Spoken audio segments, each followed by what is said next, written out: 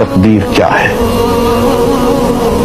اگر سب کچھ پہلے سے ہی لکھا لکھایا ہے تو ہم اپنے اعمال کے ذمہ دار کس طرح ہوئے؟ پھر اعمال کی جزا و سزا کیسی؟ پھر جنت و دوزخ کے کیا معنی؟ وضاحت فرمائے۔ بھئی سچی بات یہ ہے کہ اس سوال نے ایک عرصے تک مجھے بھی ستائے رکھا، اور میں سوچتا رہا کہ اگر واقعی اللہ تعالیٰ نے پہلے سے ہی سب کچھ لکھ دیا ہے کہ میں اتنے بج کر اتنے منٹ میں بیٹھ کے یہاں پہ ایک لیکچر دوں گا، یہ تقریر کروں گا، اتنے بج کر اتنے منٹ میں نماز پڑھوں گا، اتنے بج کے اتنے منٹ میں فلاں کو گالی دوں گا، فلاں کو تھپڑ ماروں گا، یہ پہلے سے ایک میرا شیڈول مرتب ہے اللہ کے ہاں، لکھا لکھایا پروگرام چھپا چھپایا موجود ہے، میرے کا قصور تو لکھنے والے کا قصور ہے؟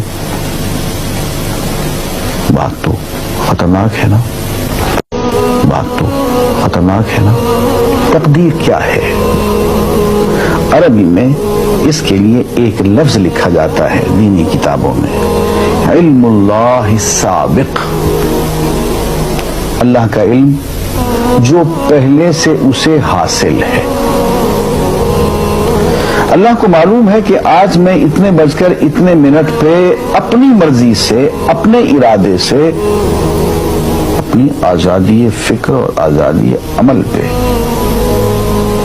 عمل سے کام لیتے ہوئے یہ کام کروں گا۔ اب بھائی کام تو میں اپنی مرضی سے کر رہا ہوں، اپنی آزادی سے، اپنے ارادے سے کر رہا ہوں، لیکن اتنی سی بات تو مانو کہ اللہ تعالیٰ علام الغیوب ہے، علیم بذات الصدور ہے۔ مجھے اپنے بارے میں پتہ نہیں ہے کہ کل 10:10 پہ میں کیا کروں گا، اس کو پتہ ہے۔ مجھے اپنے بارے میں پتہ نہیں ہے کہ میں 10 سال کے بعد کہاں ہوں گا، کیا کر رہا ہوں گا، فلاں بج کے فلاں منٹ، اس کو پتہ ہے۔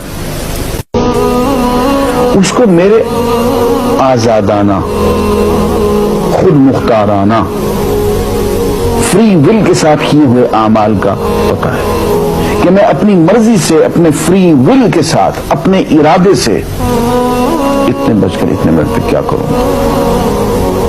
یہ اس نے اپنے ہاں لکھ رکھا ہے، اس لیے اس کو پوری کائنات کا نظام چلانا ہے۔